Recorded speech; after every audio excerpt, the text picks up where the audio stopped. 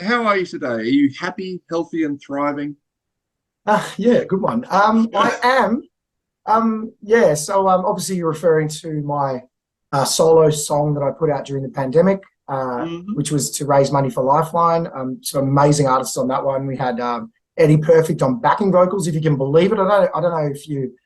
I'm in a pretty privileged position to be able to get the great Eddie Perfect on backing vocals, Yeah. and we had the wonderful Zanny Kolak, who's this amazing experimental avant-garde violin player from Melbourne. Check her out if you can. God, Jolien James did the artwork. He's like a music theatre legend and visual artist. Dave Blues on guitar. Glenn Esmond from Butterfly Effect played bass. Um, I mean, the list goes on. It was just phenomenal. Jimmy from Hmm. Sense Music Media, of course, made the film clip. A wonderful day out on Lake Macquarie. So yeah, everyone was involved. So yeah, there was a bit of a Sense Music Media and Ezekiel Ox co-production, wasn't it? Well, very more than you know, because I actually helped him with the edit. He actually kept sending me the video as it was. So you know how like when I imagine it's the same when like artists when they've been working on an album for ages and then they can't stand to hear from it again. Like Yes. it probably got to that point because I must have watched that video, probably 20 times as we were doing Right. little notes and edits and whatnot. And so yeah, more of a Mm. collaboration than you even knew. Well, I'm sorry. I'm sorry that Jimmy worked you so hard that you got sick of it. It's a wonderful Oh song. look, yeah, it's a good song now. Yeah. Yeah, if you'd asked me No, on and the it's day, and it, we'll do it. look, it's about the song's about mental health recovery, and I guess if anyone out there, mental health is just such a huge issue. Um, Whether it's actually affecting you directly, or we all know someone, even if it's not or it's been affecting us directly, and it's just I say that capitalism is to blame. I think that we live in a society that puts us in a situation where we're not. There's actually, to relate it back to what we're here to talk about today, MAMMAL, is there's a lyric on the new album on the title track, the titular track. It's a good word to use um, for the album, which is called The Penny Drop. So Mammal's new album is called The Penny Drop. The new single, Keanu Reeves, is the first from that record. Um, that's going to be coming out in March 2024. The lyrics, the pre-chorus, the first pre-chorus says, "The system's broken. You tell me now the system's broken." And then the second pre-chorus says, "System works fine for the banks and the billionaire slime." And I think it's a tendency as a working class person with our integrity and with our sense of justice in the world to say, "Oh, the system's broken because pensioners are broke and single mothers are sleeping in their cars and the frogs are all dying and the koalas are on fire. The system must be broken." But when you break it down, it works exactly as they intended. They don't care about the environment. They don't care about single mums, and they actually want you broke, and they want Gina Reinhart not paying her fair share, while you pay more and more. So we do grapple with the idea that to the common sense, reasonable person, that's a legal test. I've just finished my law degree. The reasonable person test, the system would look broken because most people would assume it's supposed to work for us. But um, the kind of upswing in mental health issues, particularly for young people, are probably due to the fact that they look down the barrel of never being able to buy a house. Probably they look down the barrel of never being able to really afford to work a 4-day week or a 3-day week. And Mammal's certainly in the process of trying to sort of remedy that with some Revolution Party songs, something to listen to while we plot the demise of the system. I don't think music necessarily will be the way to change it, but I do think we need some rockin' tunes, a la Public Enemy, The Clash, Rage Against the Machine. Mammal stands in that tradition, and we're really looking forward to the workers of the world getting their ear holes around this album because it is, frankly, it's just fire. It is Mm. some of our angriest, our most aggressive, and politically our most on point, because me and Zane worked really hard on the lyrics. I mean, I wrote the lyrics, it says lyrics with Mammal, but really Zane had a massive say in a lot of the hooks, tuning them up. And that came from a real place of challenging each other because we held very different views in many ways about particularly the handling of the pandemic. I think there's a core of views that we held. Um, medical freedom is one. Like I don't think people should be forced into having things stuck into their bodies at all. But so we really had to come together as a band once we'd been challenged by that world-changing event. And it doesn't matter where you stand, it changed the fucking world, the pandemic, however you view the response, however you view the medical response, the social responses, the police responses, was something that Zane and I certainly agreed on. And there's a song called Endgame on the record, which I think is probably the best kind of synthesization of those ideas. And then, of course, like MAMMAL does, we go off and we rant and rave about all sorts of other things. But, we were willing, as a band that had some real divisions politically when we started writing this record, we were willing to confront them. We were willing to stay friends.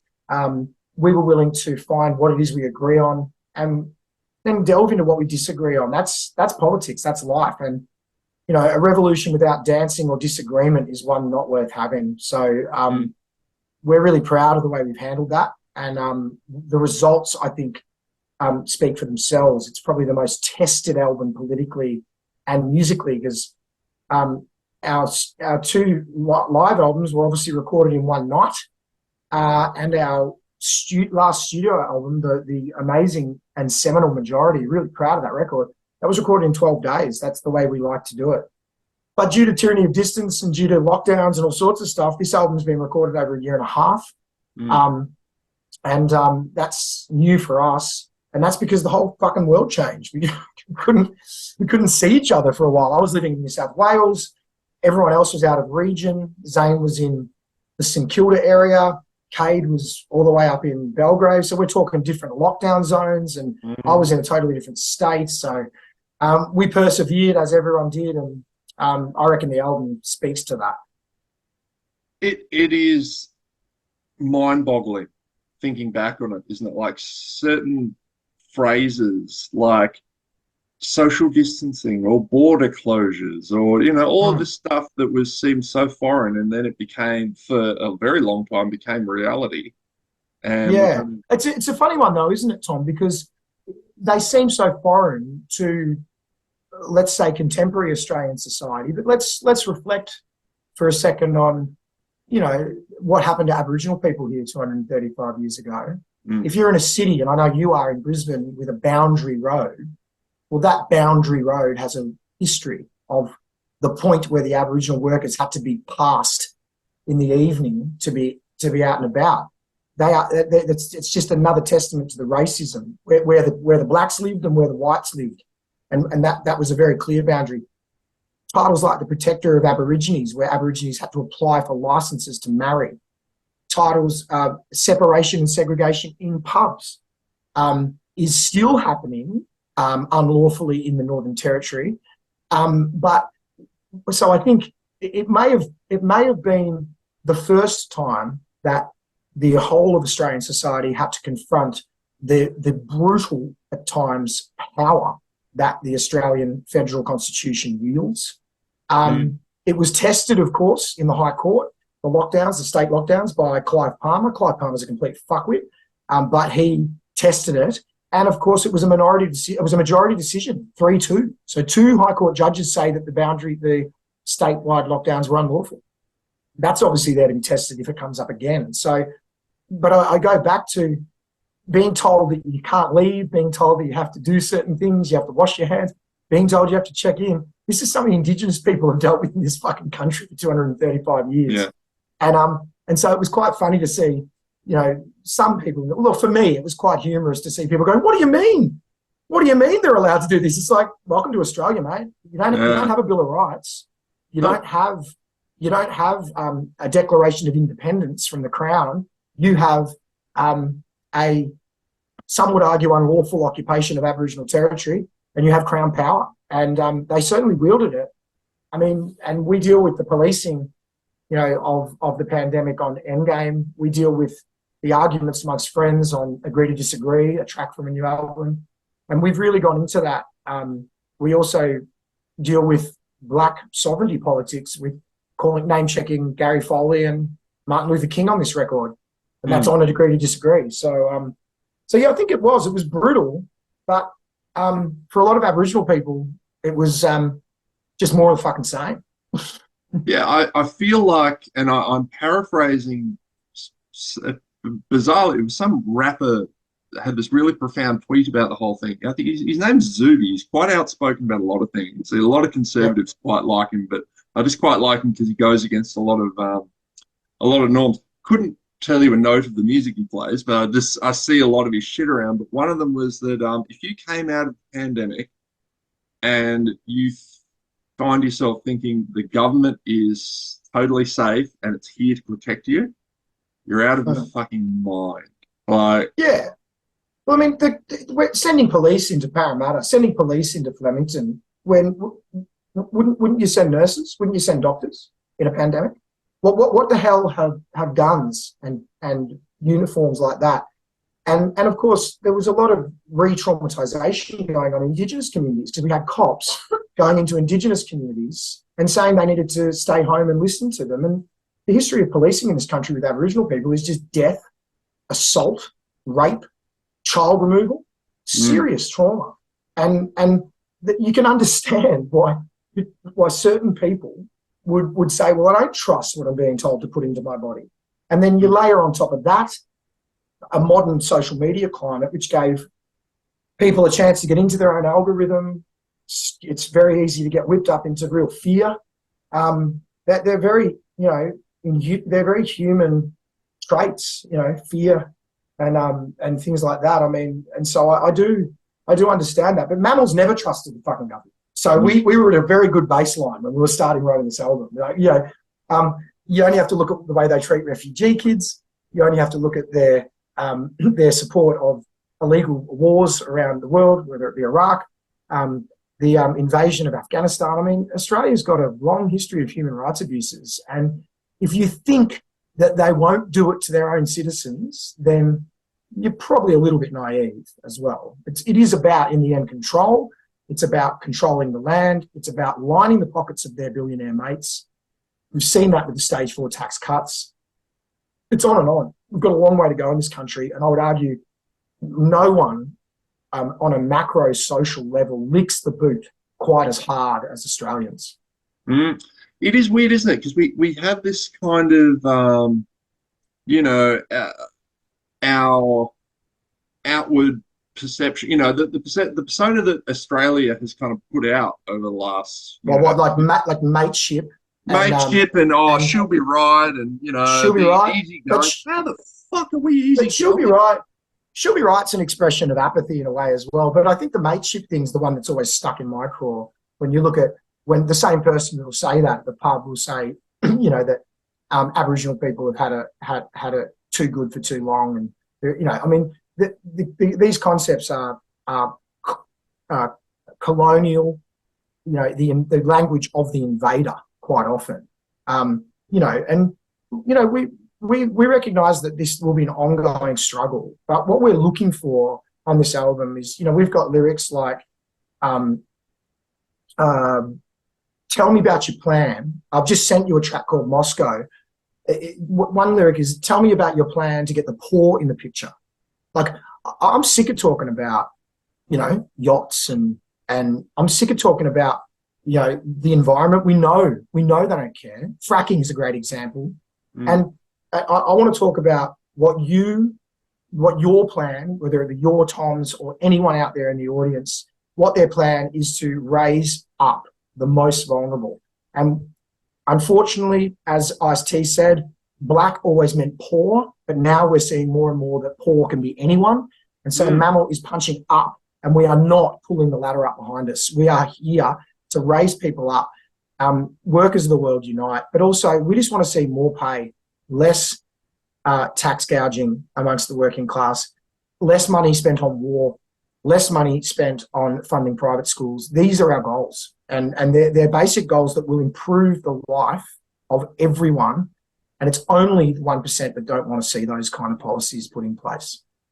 It's interesting that you mentioned the Ice-T. That track that you quoted is one of my favorite. Like, I fucking It's unbelievable. love Body Count. And Because he says racism is real, but not it. So that's the thing that Mm-hmm. Australia tends to say. We're all equal, mate. Well, no, we're not. We are No. not. And that is just bore out in the facts, right? Incarceration rates, child removal rates, poverty rates, unemployment rates in Indigenous communities, the first people of this country, are a disgrace. And what ICT makes very clear, which is that they always pick on people who don't have cash. And that used to mean black. But with the cost of living now, Mammal's audience just got a hell of a lot fucking wider, because Mm-hmm. this is what they serve up to you when you follow the rules, when you pay your tax, when you send your kids to their schools to learn their bullshit. All you cop is less and less. And this is post-Thatcher, post-Reagan, post-Howard in this country. You know, all the gains made post-World War II, you know, you call it Centrelink, welfare, free healthcare, you know, and look at America. Look at the results for the American Mm-hmm. poor. They literally can't afford. They send kids to school with empty bellies every day, and they're the richest country in the world, but they've got $1 trillion a fucking year to spend on bombs and bombing other people. Yeah. Now, it's pretty basic to work that out. We need to change it. It's not on, and we're not fucking having it. We are not fucking having it in Mammals Camp, that's for sure. Uh, just going on what we were saying before about, yeah, how authorities know to pick people, you know, they're not pulling people out of their cars in Wollstonecraft in Sydney and handcuffing them. Can you Yeah. imagine what would happen if the police started throwing their weight around in like some of the richer suburbs in this country? Yeah. Well, we saw what happened at Shorten's election. He tried to, sorry, just for everyone playing at home, I'm a type 1 diabetic and I'm starting to feel the symptoms that I may be having a hypo, so I'm just going to slug some cordial. Well, there you go. Is that Sucks. raw cordial? Yeah, it's just straight up. Wow. He'll get me up just to make sure I don't have a stroke. So, Yeah. so when Shorten announced that he was going to get rid of franking credits and start attacking the trust funds of the fucking rich North Shores of Sydney, there was this huge campaign saying it'd be the end of Australia, it'd be the end of home ownership. But what he was actually doing was trying to reduce the amount of negative gearing going on, the amount of these rorts that we see going on. So, you know, Gina Reinhart being propelled forward as some benevolent fucking benefactor of Netball Australia, when one of the Aboriginal players from Netball Australia had the nerve, the gall, to say, oh, I'm actually pretty disappointed about some of the comments your father made, saying that my people should be genocided when you got your wealth from stealing it from my people and having slave labour. And then all these articles written in the mainstream press saying, oh, how that Aboriginal person should be grateful for what she's giving her. Like, where's the fucking logic? So they're always there to restore monsters, to try and restore monsters. Henry Kissinger just died. Fuck Henry Kissinger. Fucking war criminal. They give him a Nobel Peace Prize. That is what they do. And they're always there to tell you that, oh, Zeke's just a crazy left-wing activist. He's just a rock and roller. He's just a drug addict, right? That's what they'll love to pump out. Andrew Bolt's written that about me in the Herald Sun. And I say fucking good. Because, you know, Gandhi said, first they ignore you, then they laugh at you, then they attack you, then you win. Yeah. Well, I'm loving the fact that, you know, he could call you a, you know, crazy left-wing kook. But now he can actually also call you a lawyer. Yes, a crazy. Well, that means I'm a crazy, fit and proper left-wing kook. So let's talk about this a bit. How did this come up? Like, what motivated you to go back? I'd always wanted to be one, and I'd always thought that I'd be really good at it, because I just really do care about justice and fairness. I really do, and I really have, you know, I understand the flaws in the legal system, but I also believe that you do need. I'm not a hippie. You do need rules, and you do need a way to cohese society, and if you are someone who has been identified by the state as outside of the rules they've written, then you deserve a vigorous and really good defence, because the state has a lot of power and people don't. So I've always held those ideas. People have seen that in my activism, trying to get refugee kids out of jails. That's trying to change the law. That's trying to get gay marriage. I was a big part of, well, I lent. I wasn't a big part of it. I mean, it was a huge group effort, like anything. But I always lent my voice to those sorts of causes on the street. And then when the pandemic hit and I lost all my work, I couldn't work. I couldn't play live. That's what I do. And I just thought, well, now's the time. It's going to take a while to recover. And so I applied. I got in. I had my good enough grades. I ended up doing a Juris Doctor, which is a 3-year degree. And yeah, I'm now a law grad, and I'm just today sent off my references. I've got a couple of very good friends, one who's a solicitor in Newcastle, who are giving me references, because now I have to get admitted to the New South Wales Supreme Court role. Mm-hmm. And then I'll be a fit and proper person. See, it's interesting because the power that you're sort of getting involved with is constitutional, because the Constitution has those 3 separations. You have the legislative branch, which is your parliament, your prime minister, Anthony Albanese at the moment, and the Senate, and how they write laws. So they could make pot legal tomorrow if they wanted to. They just don't. They write the industrial relations laws. And then you have the executive branch, which is police, the workers at Centrelink, the bureaucrats that interpret the laws. And then you have the judiciary, the judicial branch, so the High Court being the highest vessel for that, and going all the way down to the lowest law grad and soon to be admitted solicitor and junior graduate solicitor. And that'll be the start of my journey into that sort of constitutionally enshrined power. That tells you a lot about how it can affect people. And so I already volunteer at the Aboriginal Legal Service. I've been there for 18 months. I'm really passionate about staying in that organisation. I'm currently in care and protection at the Newcastle office, but I've been in the criminal law space there for a year before I was in care and protection. My goal is to keep Aboriginal people in community. My goal is to keep Aboriginal children when safe in community. And my goal is to keep Aboriginal people out of jail. In New South Wales, 33% of prisoners are Aboriginal and only 3.2% of the population are Indigenous. Aboriginal people are not inherently more criminal people. Aboriginal people are over-policed, deal with intergenerational trauma, and also they do deal with racist policing. And that is something that is inherent in Australian politics overall, is just that's that underbelly of vicious colonial invaders racism. So my goal is to take my work in the law and to help Indigenous communities where possible, to lend my hand to Indigenous communities and to try and see better outcomes for those communities. And I'm really looking forward to doing that. And I look forward to everyone supporting me in that journey. It's huge, and I'm ready to rock, and I cannot wait to go into court and start advocating for Indigenous people. You are aware that you have to wear a shirt in chambers, though? Yes, you have to wear a shirt in court and a suit. So I already have a couple of those, and I've been doing that. So yes, I will. But I mean, the other thing is that one thing I will say is that whilst my experience with my shirt off punk rock is obviously will need to be slightly tempered, there is a through line. There is a through line within that. You know, that what I've been talking about with MAMMAL's sense of social justice.